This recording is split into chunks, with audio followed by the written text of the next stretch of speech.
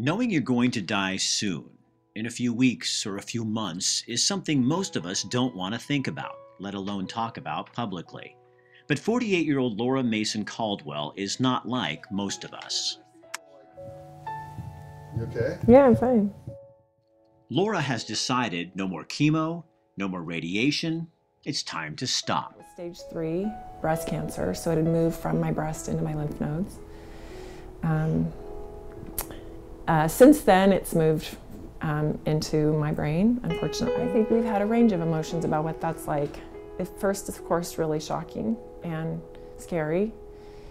I think scary, just the process of death, I think is scary. But I'm optimistic that hospice is gonna take care of me.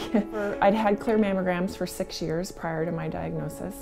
And I actually had had a clear mammogram 2 months before my diagnosis. had my annual mammogram, and it had come back fine. Started to have pain under my arm, went and had this ultrasound, and had a biopsy, discovered we had cancer. So when I asked my doctor that at that time, why wasn't this caught? Because they said I'd had it for 2 years. 2 or maybe 3.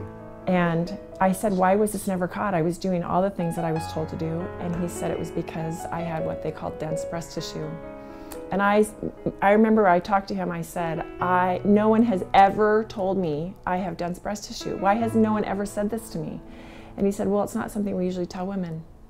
I mean, he said that very thing to me, and I thought, well, that's just really absurd. But having dense breast tissue is a risk factor that most women don't know about, and it can increase their chances of having breast cancer, but it's also almost virtually impossible to catch on a regular mammogram, because if you have extremely dense breast tissue, it shows up like cancer, exactly like cancer white. And so I just started writing and just said, who's doing this? What are we doing? This is my story. And I started just by writing letters, wrote a letter to DeFazio, wrote a letter to everyone I could think of to testify in front of the Senate and the House committees on this bill.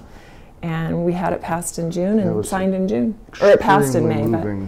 Extremely moving time speaking to the subcommittee. It was very because it was just days after she had found out that she was going to have brain surgery to remove the tumor, and the likelihood of recurrence was enormously high. But my headaches were getting worse, and so we went back for a quick little MRI right after the first of the year, and they found 4 new tumors that are really deep in my tissue, and so they're not even getting touched by this treatment that I was doing. It didn't give me 2 months, but those 2 months would be spent in the doctor's office every day, having radiation, losing my hair, feeling like, feeling sick all the time, extreme fatigue. And I just said, I'd rather not have those 2 months of that. I'd rather just have that time with my family. So we just made a decision to not do anything. During our visit, a package was delivered from Representative Peter DeFazio's office, and a flag that flew over the nation's capital to honor Laura's efforts.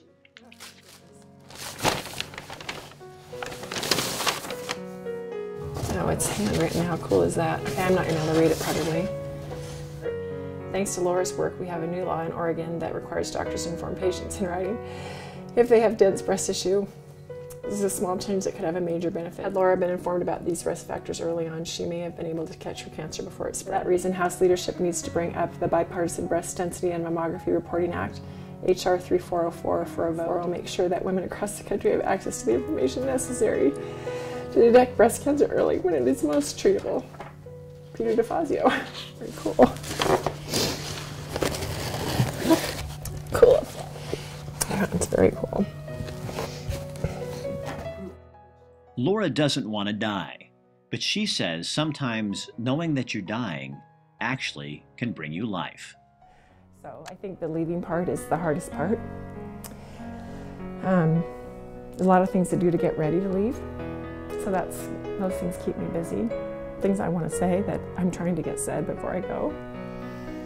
But it's also really freeing, sort of, in a sense that I've been fighting for over 2 years on this. I don't have to fight in that way anymore. I can just live